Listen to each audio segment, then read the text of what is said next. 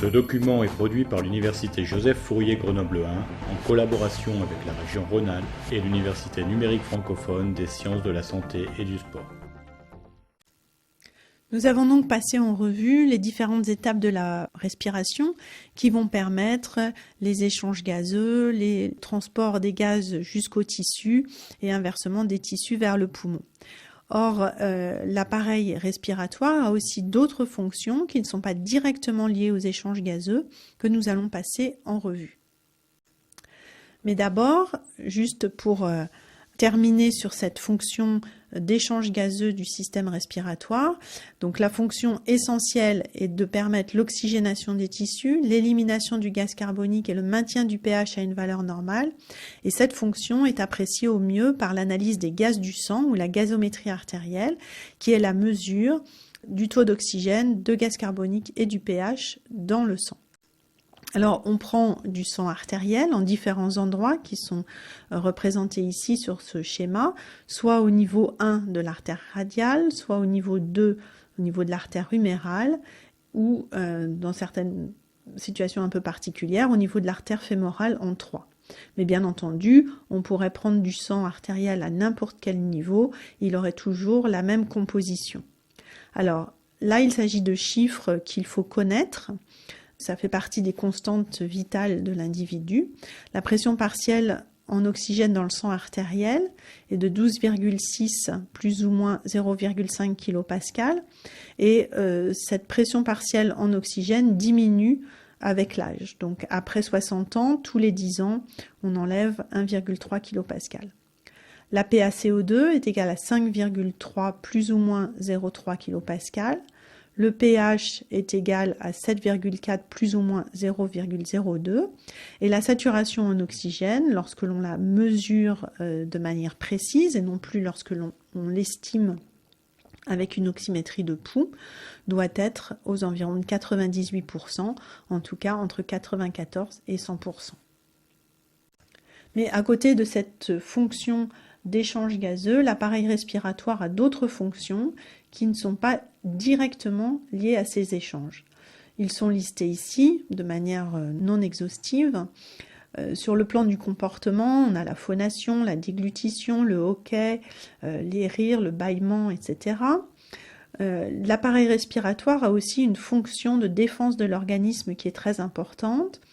Il a une fonction métabolique non négligeable. Rappelez-vous que la surface de l'endothélium des capillaires pulmonaires représente à peu près 100 mètres carrés, ce qui est une surface gigantesque. Et cette circulation pulmonaire peut avoir une fonction métabolique non négligeable.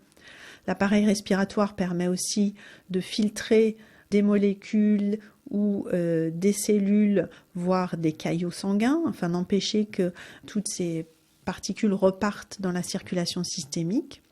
Au niveau des capillaires sanguins, on a vu que la résistance pouvait varier de manière importante par la distension et le recrutement de capillaires. Et la circulation pulmonaire constitue un réservoir sanguin qui permet d'un cycle cardiaque à l'autre d'augmenter éventuellement le débit cardiaque. Et puis, grâce aux échanges d'air, l'appareil respiratoire a un rôle à jouer lors de la thermorégulation et pour la balance hydrique. Nous allons nous intéresser dans ce cours uniquement au rôle de l'appareil respiratoire dans la défense de l'organisme et nous passerons en revue un certain nombre de fonctions qui permettent à l'appareil respiratoire de participer à la défense du corps. L'appareil respiratoire est à l'interface entre le milieu ambiant et l'organisme et il va donc jouer, grâce à un certain nombre de mécanismes, un rôle de défense. Ces mécanismes sont la clairance mucociliaire, l'élimination de certaines particules grâce au mucus et aux cils de l'appareil bronchique, des facteurs mécaniques, essentiellement la toux et l'éternuement, le conditionnement de l'air inspiré auquel on a fait allusion dans le chapitre justement sur l'air inspiré, la flore normale qui tapisse la muqueuse d'un certain étage de l'arbre bronchique, le tissu lymphoïde qui est distribué depuis le nez jusqu'aux bronches et aux bronchioles de petit calibre, et enfin les macrophages alvéolaires. Alors, la muqueuse respiratoire, c'est-à-dire la muqueuse des fosses nasales, de la trachée, de l'arbre bronchique proximal, est un épithélium de type respiratoire, cylindrique, pseudostratifié et cilié. Et je vous renvoie pour la compréhension de tous ces termes au cours de Monsieur Seignerin. Cet épithélium, qui comprend donc des cellules ciliées, des cellules à mucus, repose sur un tissu conjonctif qui est très riche en glandes. Et il s'agit de cellules qui sont particulièrement fragiles, surtout les cellules ciliées, et qui vont être très sensibles aux infections, aux irritants et aux polluants. Vous voyez ici des photos en microscopie électronique qui vous montrent cette muqueuse respiratoire qui contient des cellules ciliées et des cellules à mucus qui vont chacune remplir un rôle et qui vont avoir un rôle majeur à jouer dans la clairance mucociliaire. Alors, à côté de ces cellules, vous avez du mucus. Et ce mucus, c'est un gel viscoélastique qui est assez hétérogène, qui va être sécrété par les cellules à mucus et aussi par les glandes sous-muqueuses. Ce mucus a des propriétés visqueuses qui vont être importantes pour la défense de l'organisme, mais il contient aussi des protéines qui sont impliquées dans les différentes réactions de défense de l'organisme. Donc un double rôle à la fois purement mécanique et un rôle dans la défense immunitaire. Ce mucus peut être divisé en deux couches. Une couche visqueuse superficielle qui est représentée sur le schéma de droite en bleu, qui va capter les différentes particules et qui va les propulser vers le pharynx. Et puis une couche fluide représentée sur le schéma en vert, plus profonde, qui est un milieu aqueux et qui va permettre le fonctionnement idéal des cils et qui va permettre à ces cils de battre de manière efficace. Les cils battent avec une fréquence d'environ 1000 à 1500 battements par minute. Et le mouvement de ces cils va permettre de transporter le tapis muqueux, va permettre de transporter la couche visqueuse du mucus à une vitesse qui va varier en fonction du calibre de l'arbre bronchique, à peu près 1 mm par minute dans les petites voies aériennes, 5 à 20 mm par minute dans les bronches et dans la trachée. Et le tapis muqueux est transporté de la partie distale du poumon vers les voies aériennes supérieures. Lorsque le sujet tousse, eh bien, cette vitesse de transport du tapis muqueux va être augmentée et le devenir de ces sécrétions de cette couche de mucus qui est propulsée de la partie distale du poumon vers les voies aériennes va être soit d'être expectoré, soit d'être avalé. Alors, le tapis mucociliaire, c'est l'association de la couche de mucus et des cils. Ce tapis mucociliaire a pour fonction, d'une part, d'humidifier et de filtrer l'air inspiré.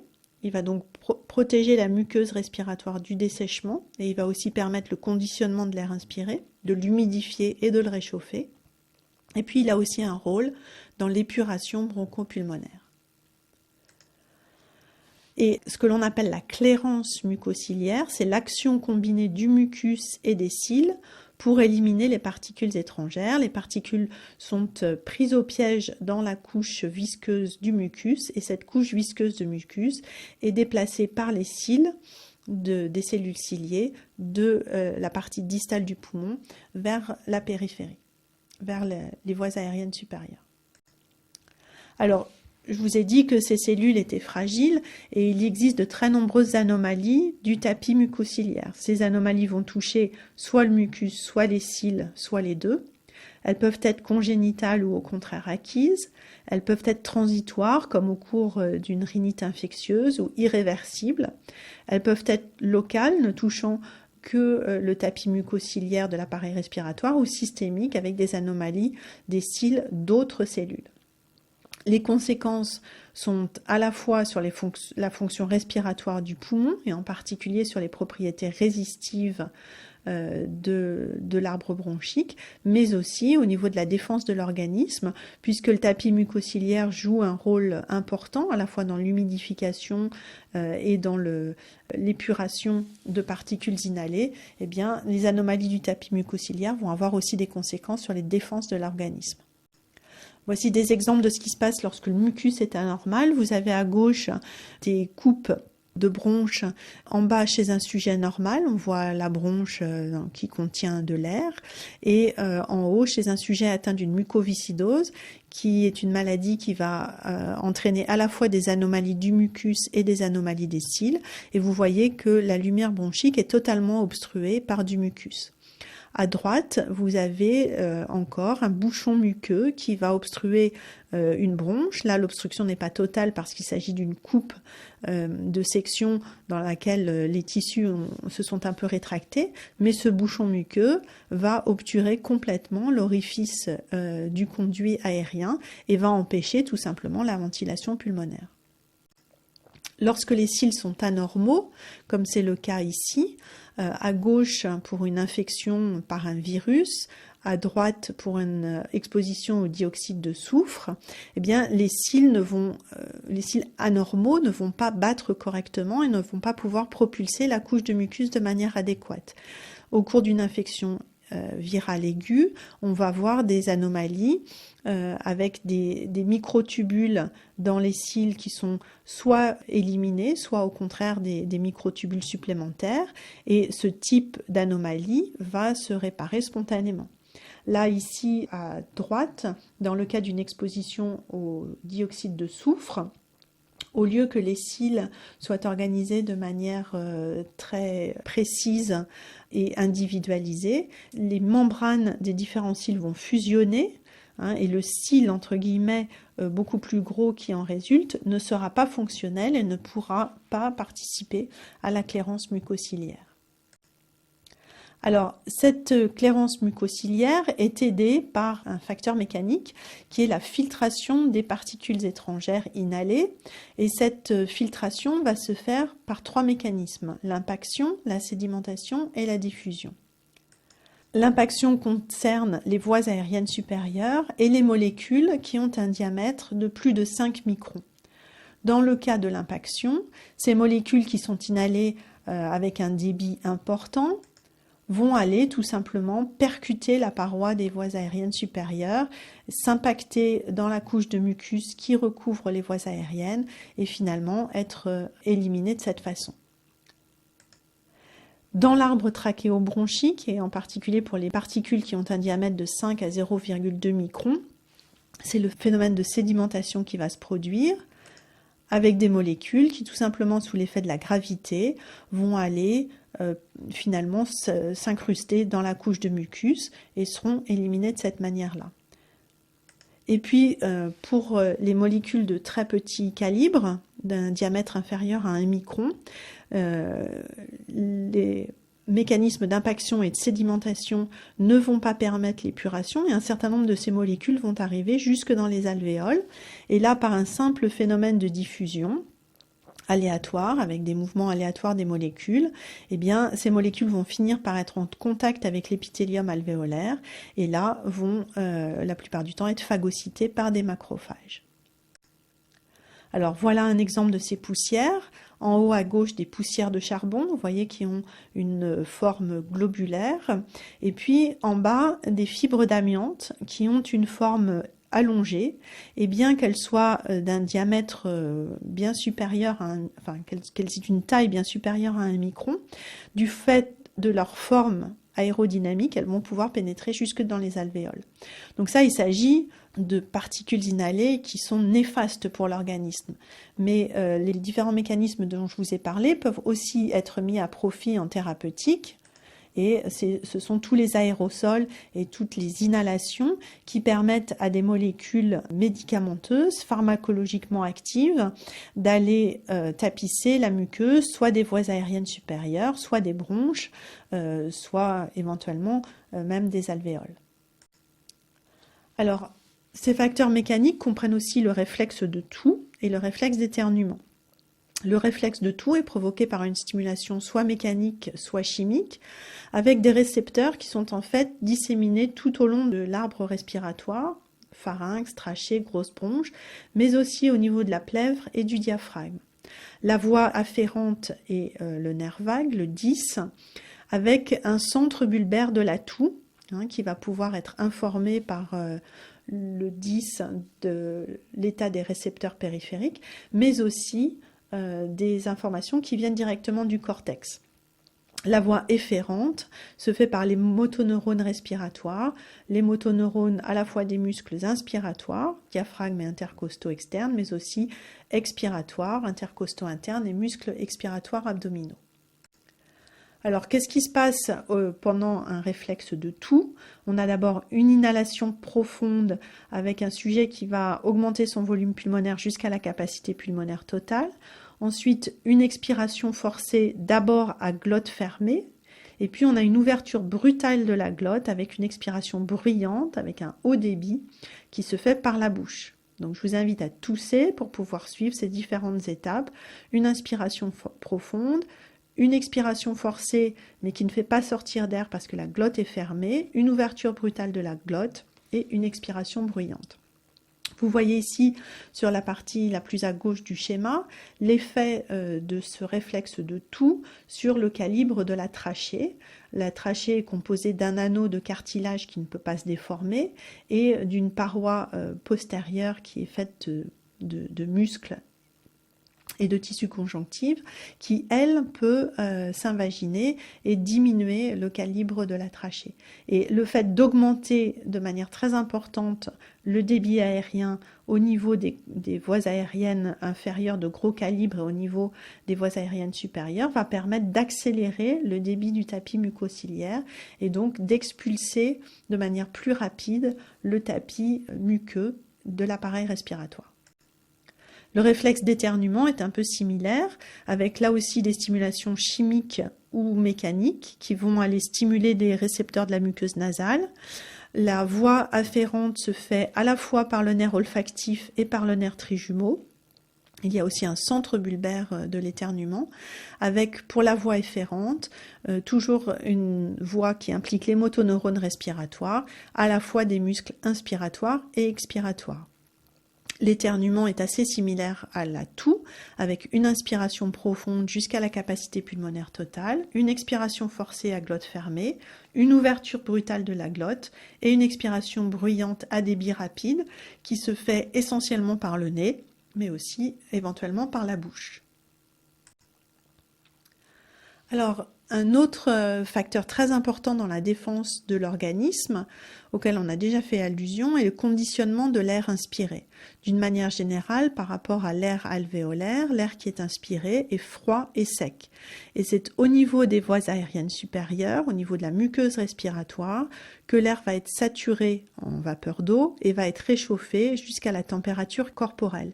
Donc c'est la muqueuse respiratoire qui, à l'inspiration, va humidifier et réchauffer l'air inspiré. Au cours de l'expiration, la muqueuse qui a été refroidie et desséchée pendant l'inspiration va pouvoir récupérer une partie de la chaleur et de l'humidité. Et cette restitution de la chaleur et de l'humidité va permettre de conserver l'intégrité de la muqueuse respiratoire. Il est important que l'air inspiré soit humidifié de manière optimale, d'une part parce que ça minimise l'impact des agents pathogènes, ça permet leur bonne évacuation si le tapis mucociliaire fonctionne correctement. Et pour qu'il fonctionne correctement, il faut que le mucus soit correctement hydraté. Et puis, ça limite la multiplication des bactéries en évitant l'accumulation de mucus. Si le mucus a du mal à être évacué, toutes les bactéries qui se sont impactées dessus, ou qui ont sédimenté dessus, vont avoir tendance à se multiplier. Et puis, une bonne humidité évite aussi l'obstruction des petites voies aériennes par des bouchons muqueux. Et donc, va permettre d'une part une meilleure ventilation, mais aussi d'éviter le développement de bactéries. Au niveau de la muqueuse nasale et de la muqueuse pharyngée, on a aussi un autre système de défense qui est celui de la flore bactérienne normale qui est présente de manière tout à fait physiologique à la surface de la muqueuse nasale et pharyngée. Il s'agit de bactéries non pathogènes qu'on appelle des bactéries saprophytes et qui vont être en compétition avec des agents qui eux sont potentiellement pathogènes en diminuant leur colonisation. Et si cette flore pharyngée est diminuée, est trop faible, eh bien les agents pathogènes eux vont trouver leur place et vont pouvoir se multiplier. Mais dès que l'on est en aval du pharynx, la flore bactérienne disparaît et les voies aériennes inférieures et le parenchyme pulmonaire sont stériles. Alors tout au long de l'appareil respiratoire, un autre système aide aussi à bloquer le développement d'agents infectieux, c'est le tissu lymphoïde. Au niveau des voies aériennes supérieures, ce sont essentiellement des amas importants de tissus lymphoïdes que sont les amygdales et les végétations adénoïdes. Les amygdales palatines, en tout cas, sont faciles à voir à l'examen de la cavité buccale, c'est ce qu'on voit à gauche. Les végétations adénoïdes, elles, sont situées en arrière des fosses nasales sur la partie postérieure de la paroi pharyngée. Et puis dans le reste de l'appareil bronchique, on retrouve des lymphocytes T et des lymphocytes B. Les lymphocytes T sont dispersés dans la muqueuse. Les lymphocytes B sont soit diffus, soit groupés en amas, comme on voit là au bout de la flèche bleue sur la photo de droite. Et à la fois ces gros amas de tissus lymphoïdes que sont les amygdales et les végétations adénoïdes et les cellules du système immunitaire qui sont disséminées dans la muqueuse vont permettre aussi à l'organisme de se défendre contre l'invasion d'agents infectieux pathogènes. Enfin, en dernière ligne de défense, on a les macrophages alvéolaires qui sont en fait le principal système de défense de l'espace alvéolaire où il n'y a plus ni réflexe de toux, ni filtration mécanique, ni tissu lymphoïde. Ces macrophages alvéolaires vont sécréter de nombreux facteurs et puis ils vont aussi phagocyter les particules qui ont été inhalées, soit des particules inertes comme des fibres d'amiante, soit des agents infectieux. Une fois qu'ils ont phagocyté ces particules, soit ils restent dans les alvéoles sous forme d'amas, de cellules à poussière, qu'on voit là sur cette radio de poumon, car il s'agit de l'inhalation de particules qui sont radio-opaques, ou alors ils sont éliminés par le tapis mucociliaire, voire même ils peuvent passer dans l'interstitium et ensuite dans la circulation générale. Donc on a pu voir que l'appareil respiratoire avait de multiples fonctions dans la défense de l'organisme, mais aussi d'autres fonctions qui ne sont pas liées à la ventilation pulmonaire ou aux échanges gazeux. Mais certaines de ces fonctions jouent de manière directe ou indirecte un rôle dans une ventilation efficace. Un bon tapis mucociliaire empêche l'accumulation de mucus dans les voies aériennes inférieures et donc permet à la résistance des voies aériennes d'être constante et adéquate. Il existe de nombreux réflexes, mais aussi des fonctions beaucoup plus complexes, comportementales, qu'on n'a pas vues là, mais qui mettent en jeu le cortex.